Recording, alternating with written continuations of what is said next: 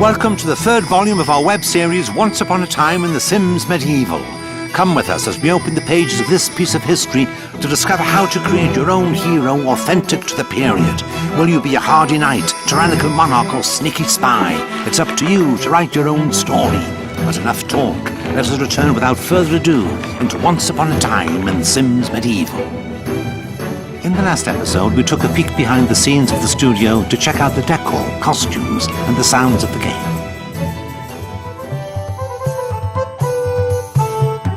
Now let's talk about the most fundamental element of all in your game, your hero. Use your own very creative workshop and make your hero as gorgeous and as unique as you like. In a couple of mouse clicks, it's possible to entirely transform your character's appearance, hairstyle, facial features, body shape, and of course, outfit. But the most important decision is how to choose two defining personality traits out of the many available. You might choose to make your hero brave and alluring, but nothing's to stop you from making him or her egotistical or Machiavellian instead. My name is Samantha Lau. I am the Senior Product Manager for The Sims Medieval. Traits themselves range from the obvious traits, such as the chivalrous, adventurous, and scholarly traits, to the not-so-obvious traits like the whale ate my parents traits. These traits come with unique actions, wants, and needs that will really make the Sims come to life and have distinct and unique personalities.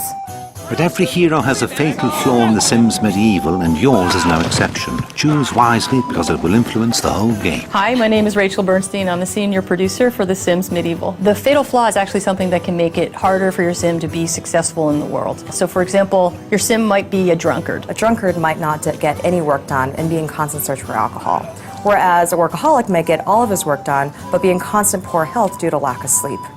Each trait and flaw will need to be dealt with differently, and you'll see very different results depending on which ones you've chosen.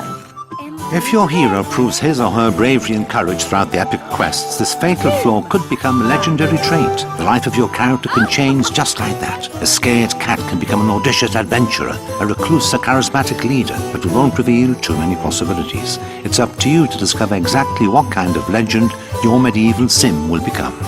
I'm Aaron Cohen, Senior Marketing Director for The Sims Medieval. You'll discover some features that feel like RPG features. And those features are things like quests, combat, crafting. And those features really serve as a backdrop to tell stories. The Sims Medieval is still very much a game about telling stories.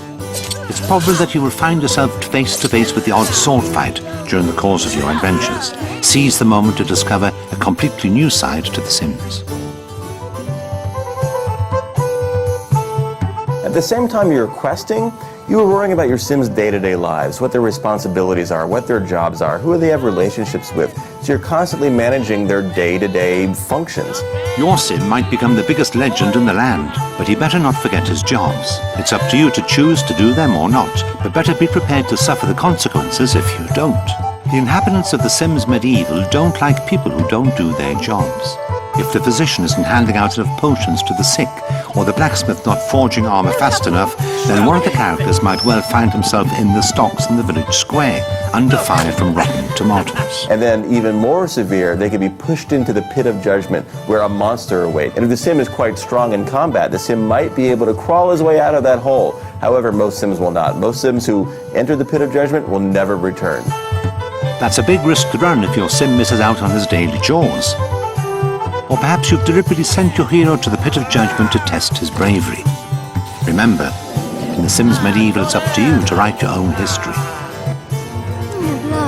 Thus, the third volume of our ancient Once Upon a Time in The Sims Medieval draws to a close. In the next episode, we find out more about how quests work and how all actions have consequences. For the sake of your kingdom, miss not the fourth historic volume of Once Upon a Time in The Sims Medieval.